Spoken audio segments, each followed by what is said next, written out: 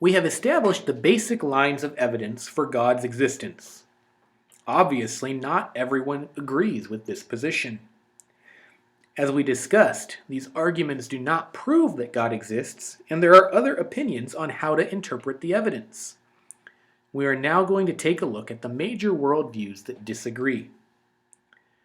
As we established at the end of the last lecture, theism can be defined as the belief in a single personal God who is both transcendent and immanent. There are several religions that would agree with this vague description of God. Christianity obviously is one, and Judaism is another. Islam, too, would agree. These are commonly described as the three major monotheistic faiths, religion that believe in only one God. Animistic worship is also possible to add to this list. Animistic worship is bent on pleasing the spirits that inhabit the world around us. Generally speaking, however, animists don't consider the spirits to be gods. The spirits are usually created beings who are subservient to a single all-powerful sky god. This god, however, is so distant that the people don't know how to relate to him, so they worship the spirits instead. So these four faiths are the ones that would generally accept the arguments for God's existence and could be described as theistic.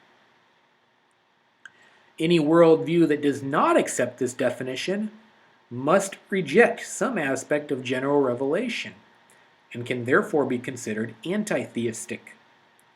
This is not to say that all anti-theistic theories reject God's existence altogether. Some of them believe in many gods, and others believe in an impersonal cosmic force.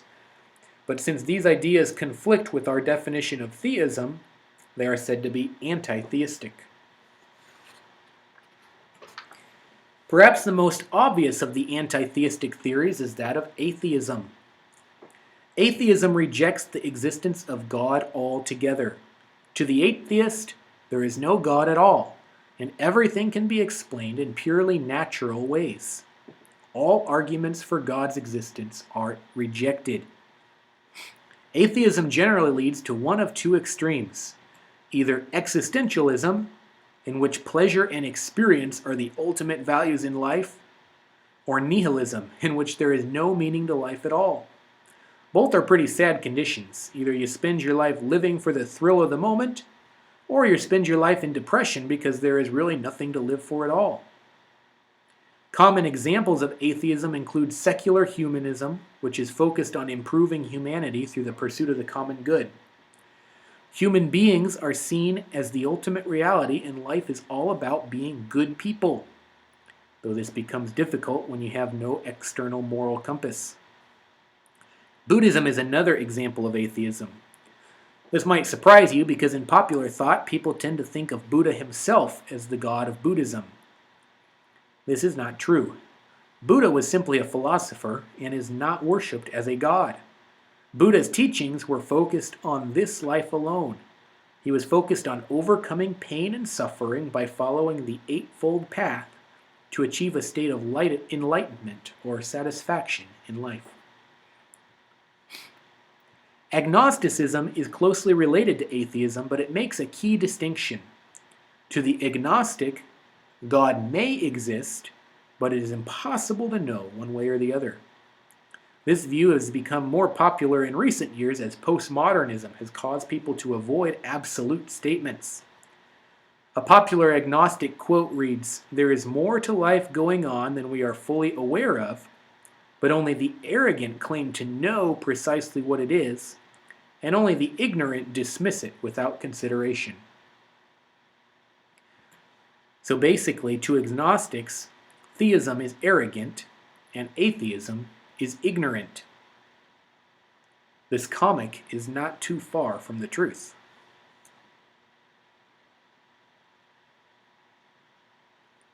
Pantheism is another anti-theistic theory.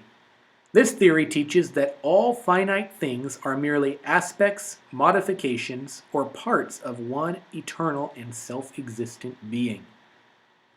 In other words, the entire universe is God. You and I are part of God. Your computer is part of God. Everything in the universe is God. There are many different variables in how pantheists describe this. To some, matter itself is God, and to others, matter is simply a visible manifestation of a spiritual reality. But all agree on the basic principle that everything is in some way part of God. One example of this would be the ancient Chinese religion of Taoism. Some forms of Hinduism also teach this view, illustrated in the cycle of reincarnation, in which all life continues as we are reborn in different forms. Wiccans, too, are often pantheistic, emphasizing the universal connection between the earth and all living things. Regardless of how these views are articulated or expressed, the fundamental error of all pantheistic thought is the denial of God's transcendence. There is no distinction between God and the rest of the universe. Polytheism is another common example of anti-theistic thought. Polytheists believe in many divine beings or gods. Today, polytheism is most often encountered in the streets in the form of folk Hinduism. I emphasize folk Hinduism as the religion on the streets. Formal Hindu theology is technically pantheistic in nature, but most everyday Hindus think in polytheistic terms. We also see polytheism in many different ancient societies. Most ancient cultures had their own pantheon or collection of gods. Think of Egyptian mythology with deities such as Ra and Osiris, Canaanite gods like Baal and Dagon, Norse gods like Thor and Odin, and so forth. We do not encounter a lot of modern polytheists because it is difficult to maintain logically. If we define God as an ultimate, infinite being, there can be only one. There cannot exist multiple different infinities. Dualism is similar to polytheism in that it affirms multiple gods. However, dualists limit the number of gods to 2. In dualism, these gods are not always personal beings. They can simply be opposing ideas or forces that bring balance to life. For example, the ancient faith of Gnosticism made a distinction between the material realm, which is evil, and the spiritual realm, which is good. The goal of Gnosticism was to overcome the plane of physical existence and transform into spiritual beings by acquiring hidden knowledge. Zoroastrianism too has dualistic tendencies focused on a cosmic battle between the forces of good and the forces of evil.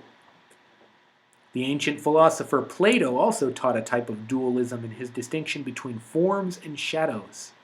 To Plato, everything in the physical world was simply a shadow of its ultimate reality, which he called forms. The last anti-theistic theory we'll discover today is that of deism.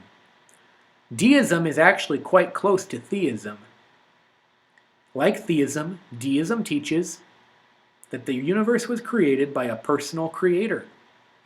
However, the deist believes that this creator God then stepped back and has no further interest or involvement in his creation.